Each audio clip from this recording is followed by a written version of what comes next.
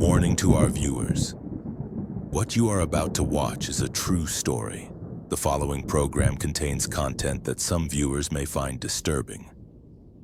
Viewer discretion is strongly advised. Peter Tobin is evil. He's horrible. 34 years in the police, mostly in the CID. I have never dealt with such an evil individual. The 63-year-old serial killer and rapist had buried all three girls across a 15-year period, one in Scotland and two on the south coast of England. Another awful discovery at 50 Irvine Drive. A body bag thought to contain the remains of Dina McNichol, brought out from what was the most ordinary of houses. It is no longer. September 29th, 2006. Beneath the sacred floors of a Glasgow church in a cramped underground chamber meant for prayer and confession, detectives made a discovery that would haunt them for the rest of their careers. The body of a young woman, bound, gagged, her life stolen in an act of unspeakable brutality, lay hidden in the darkness, just feet away from where parishioners had knelt to pray, unaware of the horror concealed below. But this wasn't just a murder. This was the unraveling of a predator who had been killing for 15 years. A man who moved through Britain like a ghost, using dozens of false names, burying his victims in shallow graves hundreds of miles apart, and vanishing before anyone could connect the dots. By the time police found Angelika Kluk under those church floorboards, Peter Tobin had already perfected his method. He was organized, he was methodical, he was patient. And as investigators would soon discover with growing horror, he had done this before. This is the story of three young women, separated by time and geography, but connected by one evil man. A man who hid in plain sight, who wore the mask of the helpful handyman, the charming neighbor, the gentle churchgoer. A man who understood that the best place to hide is often in the open, among those who would never suspect. This is the story of how one detective's instinct, a gut feeling that refused to be silenced, led to the discovery of a serial killer. How a case that seemed impossible to solve brought justice to families who had waited 16 agonizing years for answers. How the murder of a young Polish student in a Glasgow church would unlock secrets buried in gardens across Britain and expose a killer who believed he would never be caught. Before we continue, I must warn you. What you're about to hear is a real crime that affected real families. Some viewers may find the content deeply disturbing. Viewer discretion is once again strongly advised. Welcome to the Shadow Files crime series. Tonight we venture into a nightmare so evil, it defies comprehension. Take a moment to hit subscribe, drop a like, and please let us know where you're watching from. And now, we begin. Summer 2006, Glasgow, Scotland. Angelika Kluk was 23 years old with long brown hair, warm eyes, and a gentle spirit that left a lasting impression on everyone she met. Born in Skoczów, a small town near Krakow in southern Poland, she was exactly the kind of young woman her family and friends always knew would go far. She had big dreams, dreams that reached beyond the quiet streets of her hometown. At the University of Gdansk, Angelica was studying Norwegian and Scandinavian studies, immersing herself in languages and cultures that fascinated her.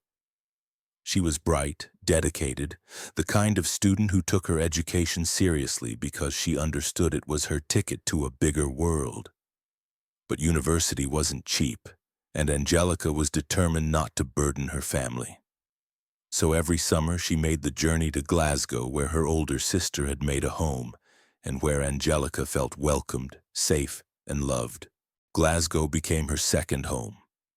She found work as a cleaner, taking whatever job she could to save money for her studies.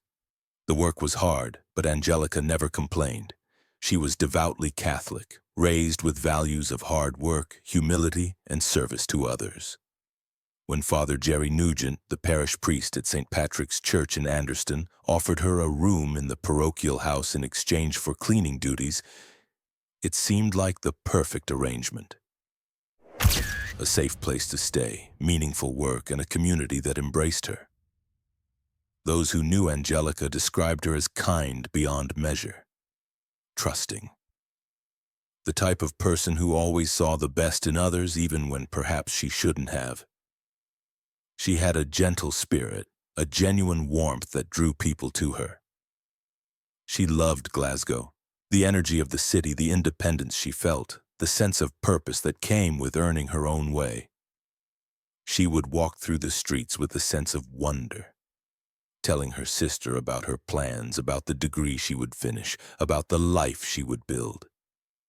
September 2006 was supposed to be her final visit to Glasgow before returning to Poland to complete her degree. Just a few more weeks of work, a little more money saved, and then she would go home.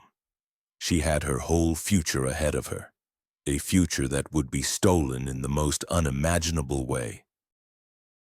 6 weeks before Angelica's murder, a man appeared at St. Patrick's Church. He showed up at the soup kitchen, a twice-weekly event where volunteers served meals to Glasgow's homeless and struggling. He introduced himself as Pat McLaughlin. Older gentleman, around 60, with graying hair and a disarming smile. He was polite, soft-spoken, grateful for the meal.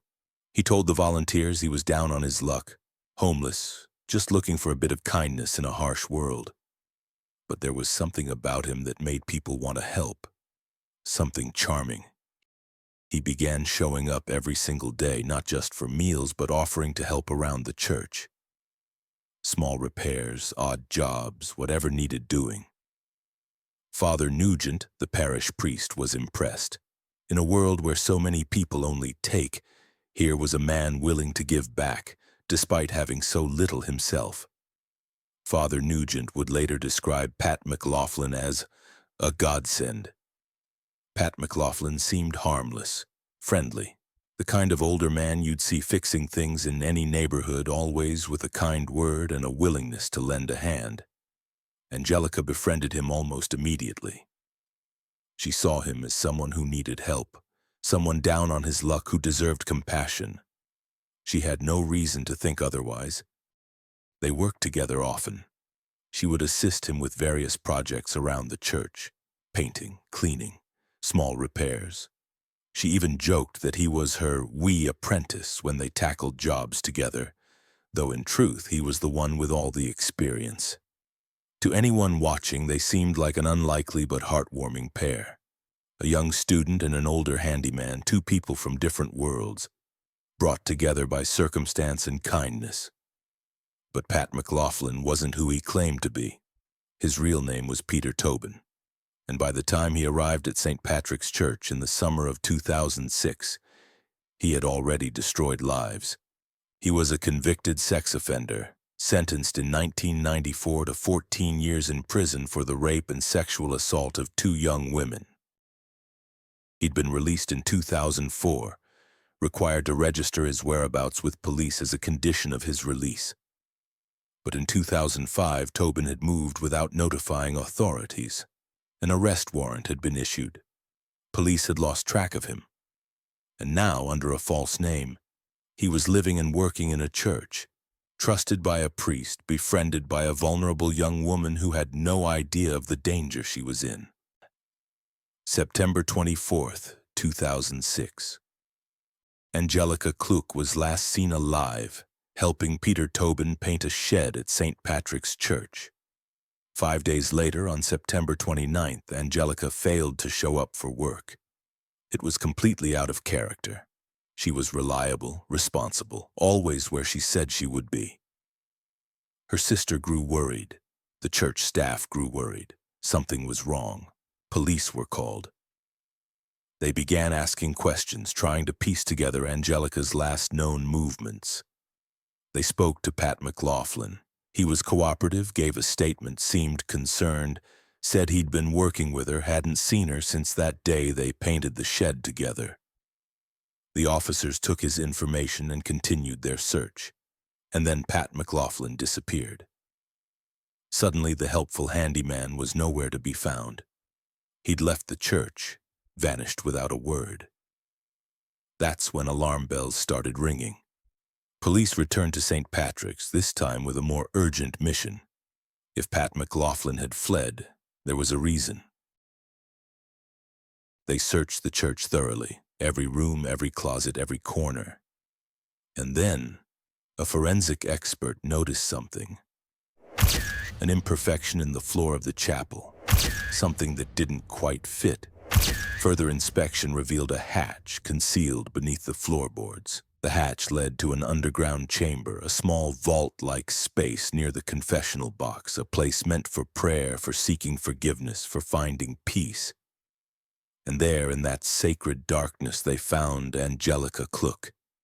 Her body had been hidden beneath the very floor where parishioners had walked and prayed, unaware of the horror concealed just below their feet. Detective Superintendent David Swindle arrived at St. Patrick's Church knowing this was going to be one of the most challenging cases of his career. He was an experienced investigator, had worked hundreds of murder cases over the years, but something about this scene immediately struck him as different, as disturbing as it was tragic. The discovery of Angelica's body presented an immediate dilemma. She was concealed in an incredibly cramped underground chamber, accessible only through a small hatch in the chapel floor. The space was tight, claustrophobic, dark. Most investigators would have wanted to extract the body immediately to bring her out into the light, to begin the formal examination. But forensic scientist Carol Rogers made a decision that would prove crucial to the entire investigation. Don't move the body. Not yet. Rogers understood something vital. Angelica had been stabbed multiple times in the upper part of her body. If they moved her carelessly, if they extracted her from that confined space without proper care, body fluids could mix, evidence could be contaminated, crucial DNA could be lost forever. So Carol Rogers did something extraordinary. She crawled down into that cramped, dark chamber herself, squeezing through the narrow hatch, and worked alongside Angelica's body in that confined space to carefully preserve every piece of evidence. What they found was absolutely horrifying. Angelica had been beaten repeatedly with a wooden table leg, the blows severe enough to cause devastating head trauma. She had been bound. Her mouth had been gagged with a kitchen cloth stuffed deep to silence her. And then she had been stabbed 16 times in the chest, a frenzied, brutal attack that spoke to rage, to sadism, to something deeply evil. The pathologist who examined Angelica's injuries concluded that the murder had been sexually motivated. The ferocity of the stabbing wounds to her chest, the pattern of the violence, suggested this wasn't just about killing, it was about deriving pleasure from the act itself. But there was something even more disturbing. Evidence suggested that Angelica may have still been alive when she was placed under those floorboards. That she may have spent her final moments in that dark, cramped space, unable to move, unable to scream, slowly dying while the church above remained silent and unknowing. The forensic evidence told the story Tobin refused to confess. His DNA was found on the kitchen cloth that had been forced into Angelica's mouth. His fingerprints were on the tarpaulin used to wrap items found with her body. Her blood was on a wooden table leg. Her blood was on his watch. The forensic trail was undeniable, overwhelming, damning. And here's what chilled investigators most. After committing this horrific murder, Peter Tobin had stayed at the scene. He'd cleaned up. He'd organized. He'd even prepared materials to move her body later. Plastic sheeting, tools, everything needed to transport her somewhere else, to bury her in a location where she might never be found. He was calm. He was methodical. He was in complete control. This wasn't the panicked aftermath of a crime gone wrong. This was the work of someone who knew exactly what he was doing. As police began investigating Pat McLaughlin, they quickly discovered something that sent the case in a new direction. Pat McLaughlin didn't exist. The name was fake. The identity was fabricated, but the man behind it was very real, and he had a history that made every detective's blood run cold. His real name was Peter Tobin, and he was a registered sex offender. Police records revealed a man with a long, dark history. In 1993, Tobin had been convicted of one of the most horrific attacks imaginable. He had lured two young women into his flat in Havant, Hampshire, held them at knife point, forced them to drink strong cider and vodka, and then sexually assaulted and raped them. He'd stabbed one of them while his own son was present in the flat. Then he'd turned on the gas cooker without lighting it and left them for dead, hoping they would suffocate or die from their injuries. Both girls survived. Tobin went into hiding, even joining a religious sect under a false name to avoid capture. But he was eventually arrested and in 1994 sentenced to 14 years in prison. He was released in 2004, aged 58, and returned to Paisley in Renfrewshire. As a convicted sex offender, he was required to register his whereabouts with police, a condition of his release meant to protect the public from men exactly like him. But in 2005, Peter Tobin moved without notifying authorities. An arrest warrant was issued.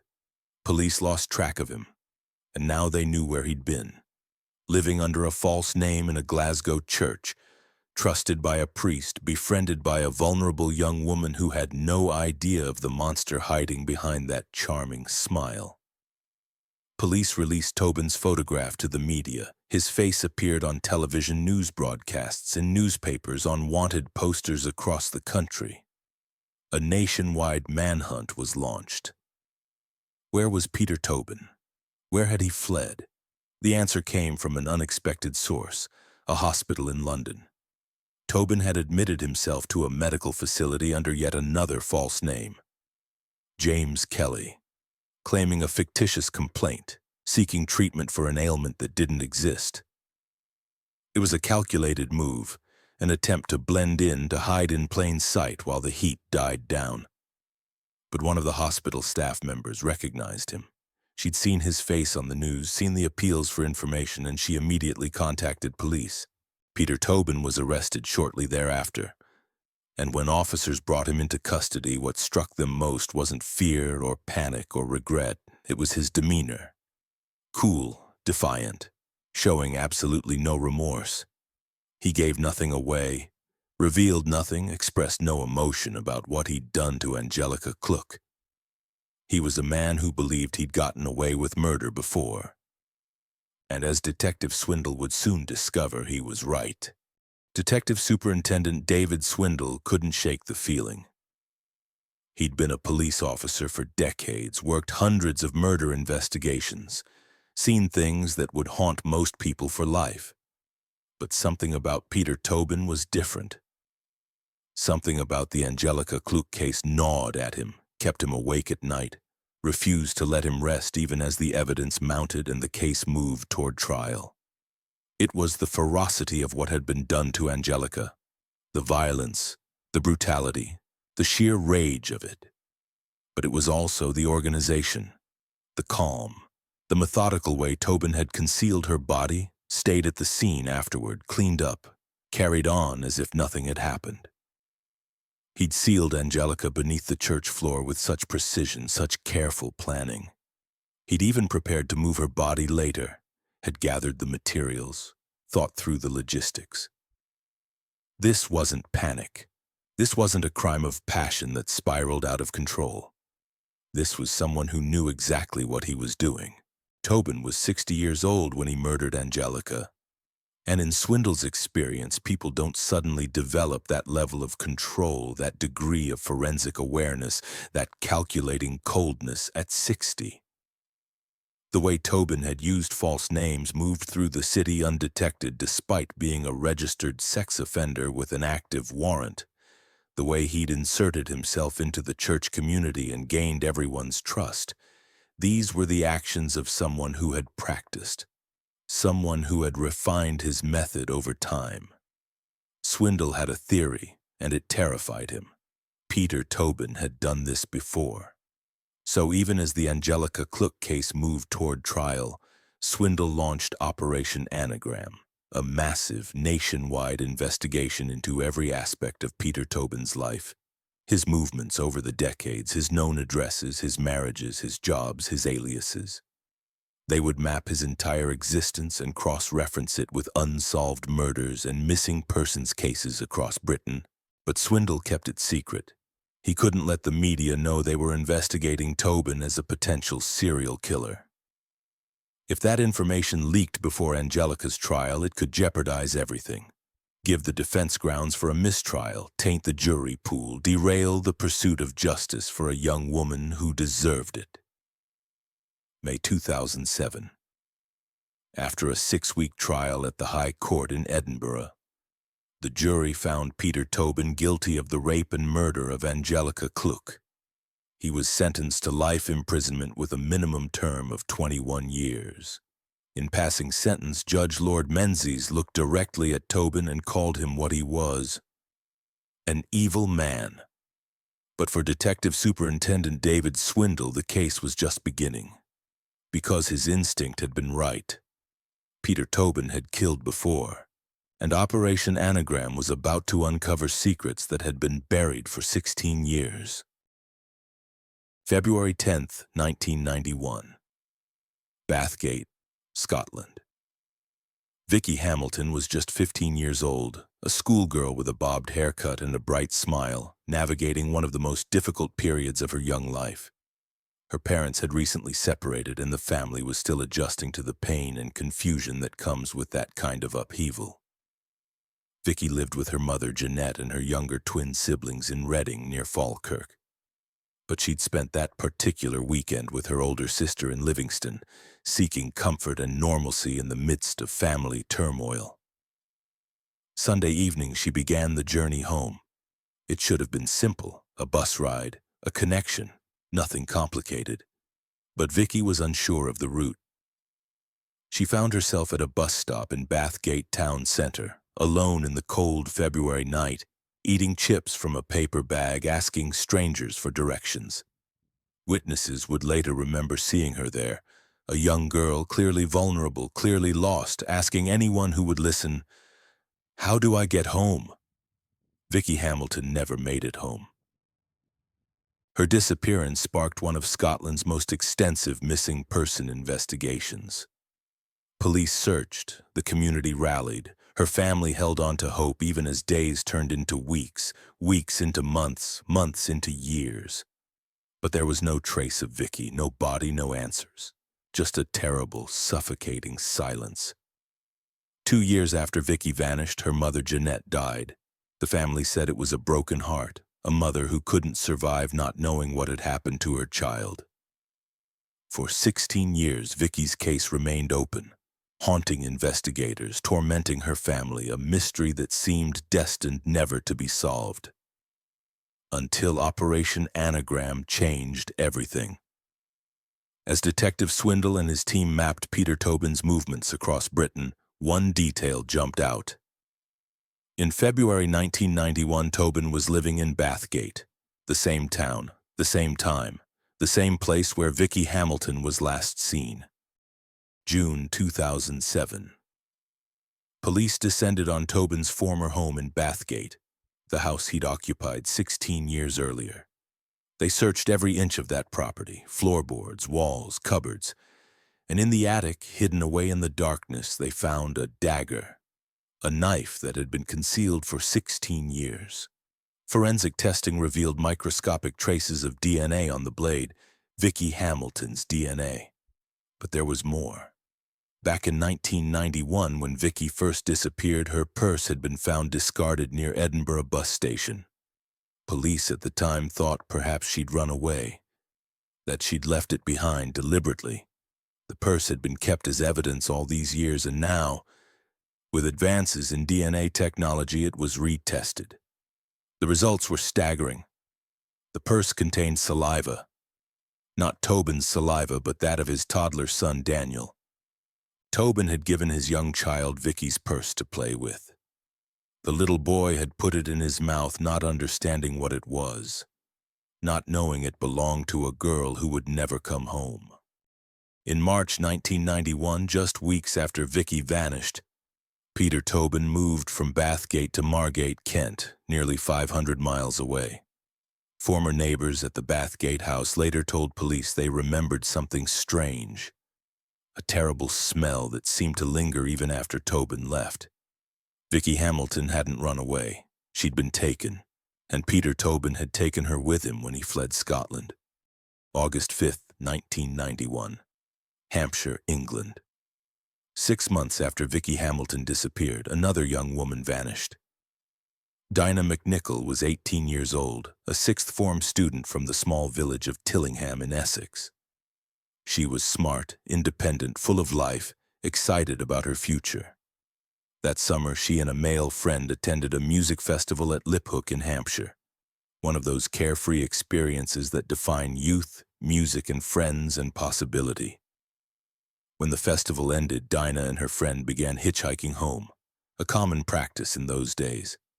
They accepted a lift from a man who seemed friendly enough. The journey progressed, and at Junction 8 of the M25 near Reigate, Dinah's friend was dropped off as planned. He said goodbye, watched the car pull away with Dinah still inside. She was never seen again. In the days and weeks after Dinah's disappearance, something strange began happening.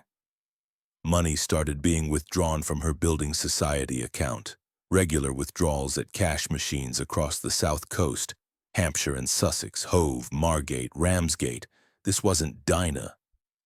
She'd told her family and friends she was saving that money. It was compensation she'd received after her mother Judy died in a road accident when Dinah was just 6 years old. She would never have drained it like this, would never have spent it so carelessly. Someone else was using her card. Someone was methodically emptying her account, transaction by transaction, town by town. And when Operation Anagram investigators mapped those ATM locations, they matched perfectly with places Peter Tobin had lived in the summer of 1991. November 2007, Margate, Kent police obtained a warrant to search Tobin's former home at 50 Irvine Drive in Margate, the house he'd moved to in March 1991, just weeks after Vicky Hamilton vanished. Neighbors were interviewed. One recalled Scottish Pete, the man who'd lived there all those years ago. They remembered something odd. He dug a deep hole in the back garden around the time he first moved in. It had seemed strange then, but no one thought much of it. Now, 16 years later, forensic teams began excavating that garden. November 14, 2007. Human remains were discovered buried in the back garden of 50 Irvine Drive. The body was that of Vicky Hamilton, 470 miles from where she disappeared in Bathgate. Peter Tobin had murdered her in Scotland, dismembered her body and transported her remains in refuse bags when he moved south. She'd been hidden in that garden for 16 years, buried in the darkness while life went on above her, but the excavation wasn't finished. November 16, 2007, a second set of remains was uncovered in the same garden. Dina McNichol had been found. Just days before the discovery, a journalist had been interviewing Dinah's father, Ian McNichol, at his home in Essex. The interview was interrupted by news that police had found a body in Margate.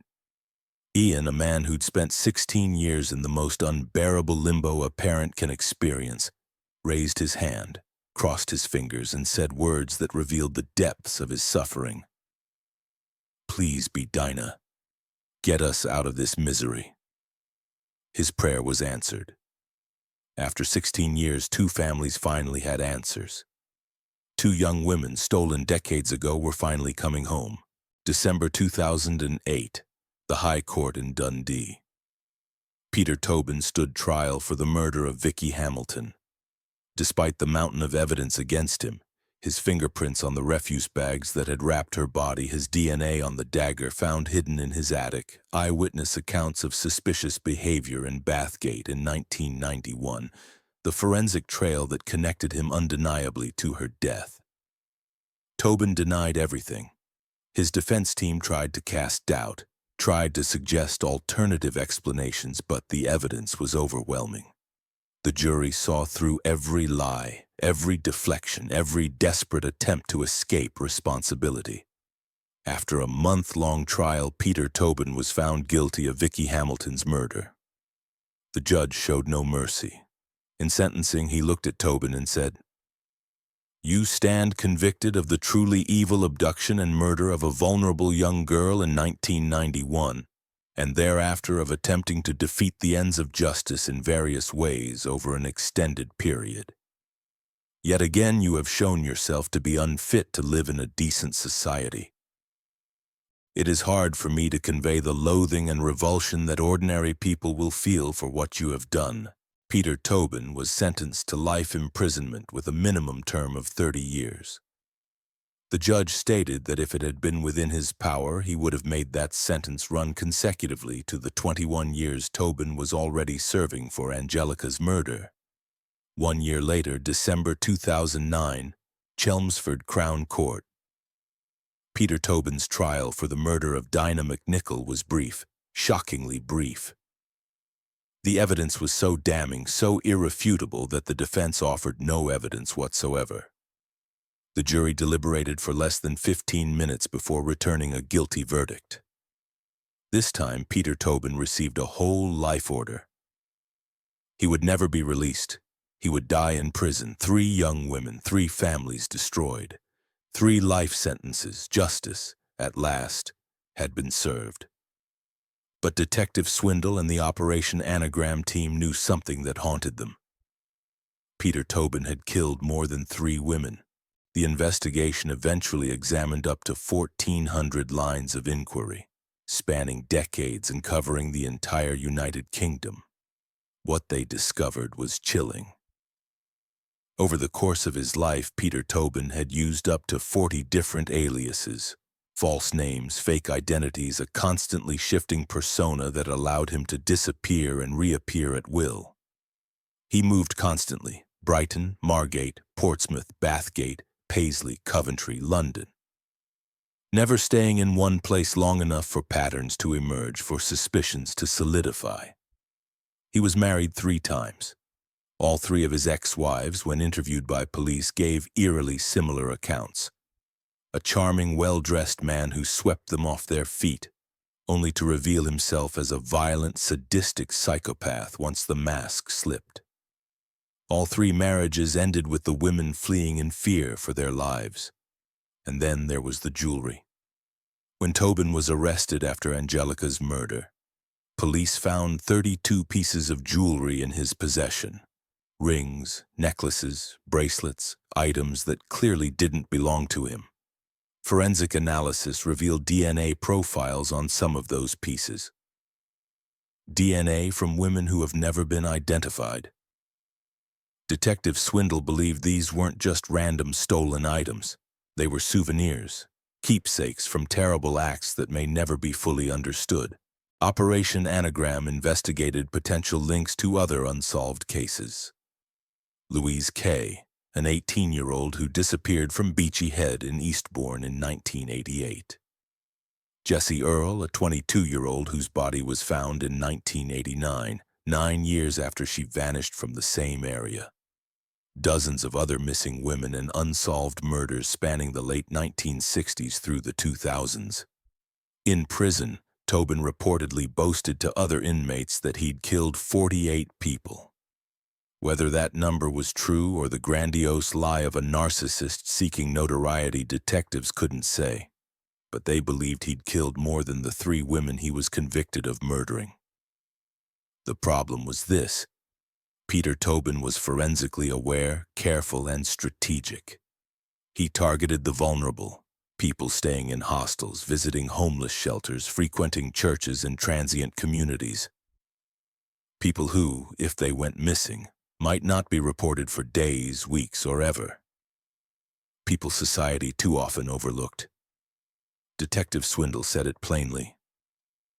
Tobin's killed other people, there's no doubt about it. But he targeted vulnerable people, and he was forensically aware. So there could be others, there will be other cases. Operation Anagram was eventually scaled back in 2011, having failed to definitively connect Tobin to additional murders, though not for lack of trying. The secrets he kept, the victims whose names we may never know, died with him. October 8, 2022. Edinburgh Royal Infirmary. Peter Tobin died at the age of 76. He'd been receiving palliative care, suffering from cancer, his body finally failing after decades of inflicting pain on others. Even in those final hours, police officers sat at his bedside asking him one last time to do the right thing, to confess to the other murders they knew he'd committed, to give other families the answers they'd been searching for, to provide some shred of redemption in his final moments. He refused. Peter Tobin took his secrets to the grave. No one came forward to claim his body. Not a single family member, not a friend, no one. On October 16, 2022, his ashes were scattered at sea, a lonely, anonymous end for a man who had spent his entire life hiding, deceiving, destroying. But this story isn't about him. This story is about Angelika Kluk, a bright, devoted student who saw the best in people whose kindness and trust were exploited in the most horrific way. A young woman who came to Glasgow with dreams of completing her education, of building a future, of making her family proud. She deserved to live that life. This story is about Vicky Hamilton, a 15-year-old girl just trying to find her way home on a cold February night, navigating the pain of her parents' separation, asking strangers for help because she was lost. Her mother, Jeanette, died never knowing what happened to her daughter, never able to lay her to rest, never able to find peace. This story is about Dina McNichol, an 18-year-old with her whole life ahead of her, independent and excited about her future, who made the simple decision to hitchhike home from a music festival with a friend. Her father, Ian, spent 16 years in unbearable agony, living in a limbo worse than grief, praying just to know where his daughter was. 3 young women stolen from their families by a predator who hid behind a smile. Detective David Swindle, the man whose instinct unlocked the truth, said it best. The important thing is that we remember the victims. It's about the Angelica case, the Dina McNichol case, the Vicky Hamilton case, and somewhere in that is a horrible murderer called Peter Tobin. Their names deserve to be remembered, their stories deserve to be told. And their families, after 16 agonizing years, finally have the answers they fought so hard to find. Angelika Kluk, Vicky Hamilton, Dina McNichol, remember their names. If you or someone you know has been affected by similar crimes, please reach out to support services. Resources for victims, families, and missing persons organizations are available in the description below. If you like this coverage, join our community by subscribing and turning on notifications. Every subscriber makes it possible for us to keep creating content we're passionate about sharing with you.